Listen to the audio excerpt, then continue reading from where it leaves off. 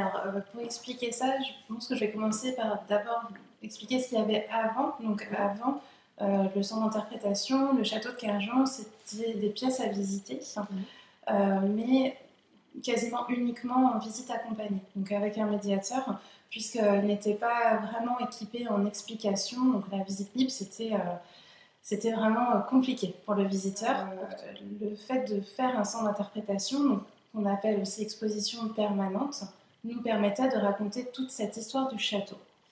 Et le but, c'était vraiment que les visiteurs puissent le faire en autonomie. Donc à Kerjan, on n'a pas forcément de mobilier de l'époque du château ou d'objets à montrer. Donc il est vrai qu'on est arrivé assez facilement au numérique, puisque c'est ce qui nous permettait de parler le plus facilement de l'histoire du château, en s'appuyant sur un multimédia. Alors ça pouvait être une maquette animée, comme un film, une lunette d'observation. Donc c'est vrai que ça répondait vraiment à notre demande. Et ça donnait aussi un côté moderne au château, c'est-à-dire que vraiment on faisait rentrer le 21e siècle dans ce château du 16e. Et ensuite, c'est en fonction des thématiques aussi qu'on a pu décider de prendre tel ou tel multimédia. Par exemple, dans la première salle, on a un film sur toute l'histoire du château, un film d'animation. Dans une autre salle, on veut parler de l'architecture du château, son architecture Renaissance, une maquette. Ça semblait très logique aussi, avec des vidéos qui nous permettent d'en savoir plus, de voir des photos, de voir des comparaisons avec d'autres châteaux. Voilà, c'était une évidence également. Donc c'est vrai que les multimédias se sont adaptés à la thématique qu'on souhaitait aborder.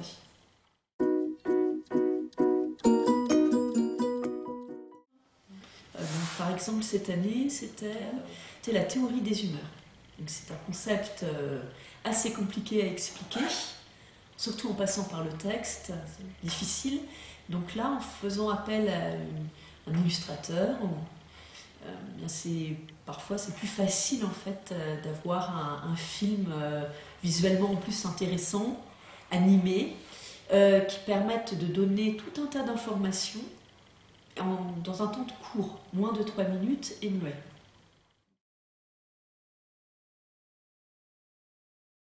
Réaliser notre public référence, c'était la famille.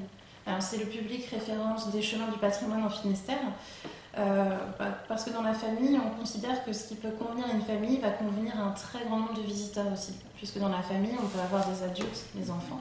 Et ce qui est important aussi pour les chemins du patrimoine, c'est le lien intergénérationnel et l'échange. Donc il faut une cohésion dans la famille, un échange entre les personnes.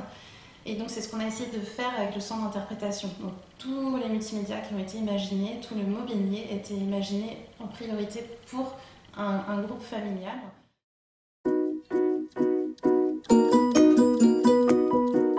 Alors il y a des limites toutes basiques, seulement matérielles, parce qu'effectivement si le dispositif ne fonctionne pas, notre salle n'a quasiment plus rien, on ne peut plus aborder la thématique.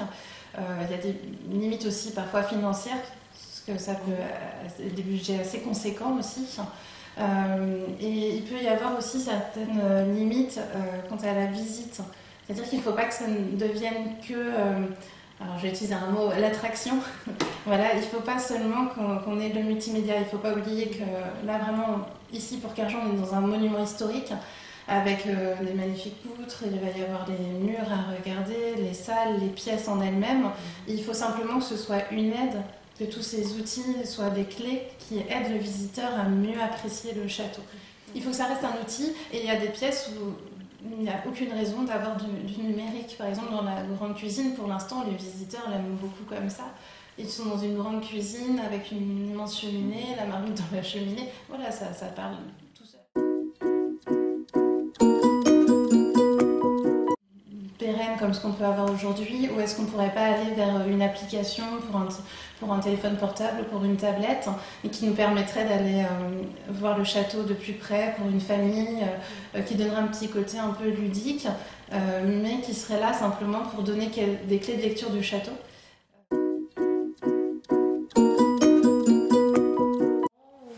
Alors la lunette d'observation l'observation s'inspire de la réalité augmentée. Pour la chapelle, c'est une lunette qui permet de voir des sculptures. On a toute une sablière, ce sont des sculptures qui se trouvent au plafond de la chapelle, qui est très haute. Et effectivement, sans ce numérique, on ne pourrait pas voir si bien ces sculptures. Et en plus, ça apporte une explication sur pourquoi on a cette scène qui est sculptée, qui l'a sculptée, comment... Et c'est vraiment un apport là, vraiment le numérique. Plus d'avoir des explications.